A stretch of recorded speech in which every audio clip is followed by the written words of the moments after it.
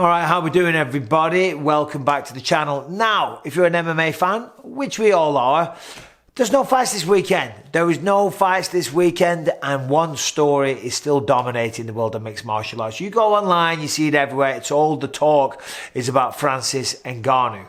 Who is he going to fight again? Is he going to fight again? And when will he fight again? Now, him and the UFC, they're kind of doing this right now. So he might not fight again anytime soon. That's what he's saying. He said he's happy to sit out. He says, I only fight once a year anyway, so I'm not going to fight this year. Now, on top of that, the man also needs surgery. He's well documented now. He went in there with a partially torn or maybe a fully torn MCL. So he's going to be out for a while. He's a big guy, knee surgery. I don't know about an MCL, but I know an ACL and a PCL surgery. You're going to be out for the best part of a year. That's what I was told, and I know a lot of people that have had torn ACLs. It's a lengthy process, and certainly when you factor in the fact that Francis Ngannou is a gigantic man, it's just going to be a longer recovery. It really is. So if he has surgery, which by all accounts he needs to have, then we're not going to see Francis Ngannou for the best part of a year anyway. So regardless of whether or not he and the UFC, they come to a deal, regardless, he needs to have surgery. So I would assume, and this is purely based on my opinion, but it is based on some historical data, some facts and some trends, the UFC are probably going to bring in an interim title. Okay, and I know we just got rid of one. I hear you say, Bisping, you don't know what you're talking about. But if the champ isn't going to fight for a year, they're going to bring in an interim title. When I was the champ, when I was middleweight champion back in 2017, I was out in Thailand.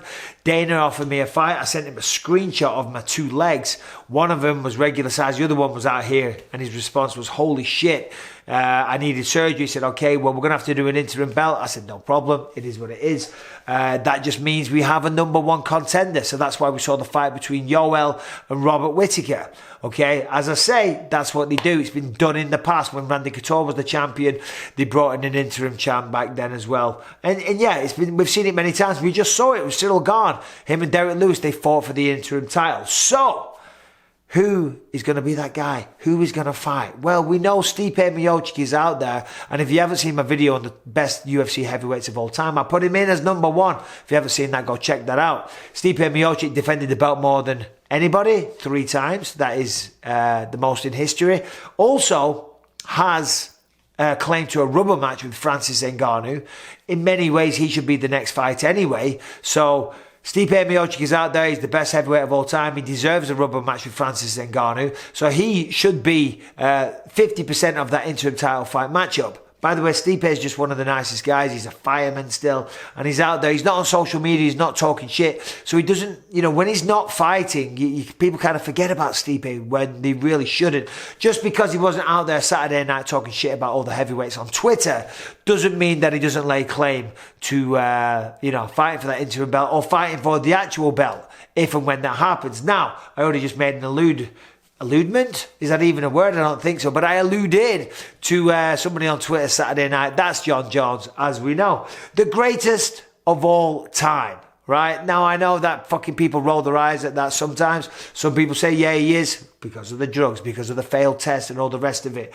But he has one of the greatest resumes of all time, okay? If not the best resume. He probably has. He's got the best resume.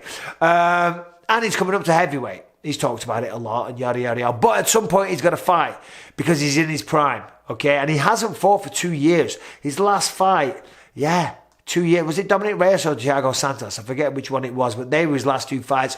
February 2020 is the last time we saw Jon Jones step into the octagon. He's 34 years old, so he's still got a few years left in his prime, but you don't want to waste them. You don't want to sit on the sidelines, tied up in contractual negotiations or whatever the reason is why Jon isn't fighting. Okay, real fast, I want to tell you about IP Vanish. When you go online, you are at the mercy of hackers. They're going to hack your financial information, social media accounts, passwords, and all kinds of stuff. That is where IP Vanish comes in. You are protected from everybody. okay? It is important these days.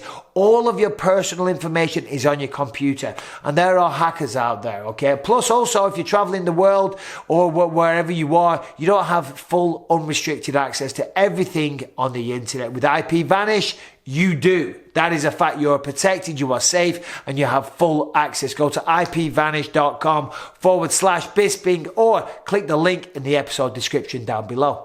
You don't want to sit on the sidelines, tied up in contractual negotiations or whatever the reason is why Jon isn't fighting. You want to get in the octagon. You want to make the most money possible. You want to set your legacy. Okay, your legacy being the greatest fighter that ever stepped in there. And to go up against Stipe Miocic, the greatest heavyweight we've ever seen right now. Who knows? That might become Francis Ngannou. If Francis beats Stipe again, if Francis beats Jon Jones, if Francis continues to fight, he may be. But right now, according to the data, according to the people that Stipe has beaten, and according to the number of defenses that he has had, he's the best heavyweight that we've seen. So that right there, the GOAT versus the GOAT, the greatest of all time versus the greatest heavyweight of all time, that's a fucking sensational matchup. That is an attractive fight for Jon Jones to come back. That is an attractive fight for Stipe Miocic. And if you throw in the interim heavyweight title, again, it's another reason why both men would want this. And if and when Francis Ngannou comes back, they fight Francis Ngannou then. For Jon Jones, you know, I don't know if there's a reason why he doesn't want to fight Francis Ngannou just yet, but fighting Stipe Miocic, a guy that seems a little bit less scary, you know, it's a nice way. I mean, it's not an easy introduction to the heavyweight division. A guy that I'm saying is the greatest of all time when it comes to heavyweights. Not an easy introduction, but still, it's a way of doing that without going up against Francis Ngannou first. You know, Stipe might be a tougher fight than Francis Ngannou. They're 1-1. Let's be honest. He got caught with that fucking amazing check hook from Francis Ngannou and went down. That's the way it goes. But the division needs to move on, right?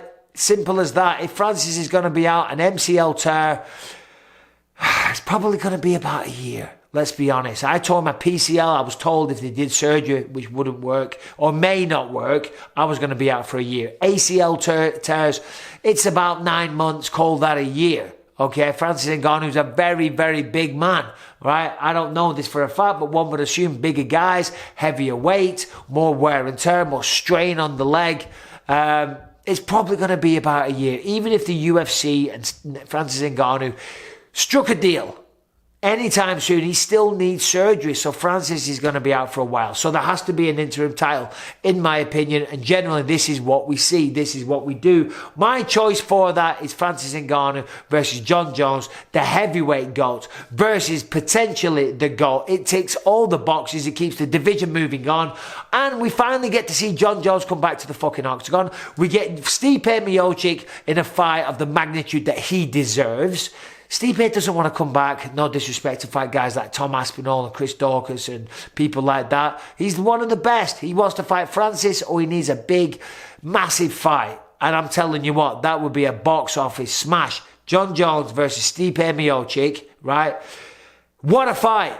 I would watch it. I would pay to see that. I would love to see that, and I'm sure you would as well. But there we go. There's the video for today. If you haven't already, do me a favor, subscribe and ring the bell. The channel's still growing crazy. No fights this weekend. So let me know in the comment section, what do you want me to talk about? What do you want me to do videos on? You know, I'm going to do some, got a few video ideas that one of my producers, Anthony Evans, is giving to me. But what do you want to see? What do you want to hear? As I say, no fights this weekend, but the following week with a tremendous main event. Sean Strickland taking on Jack Hermanson.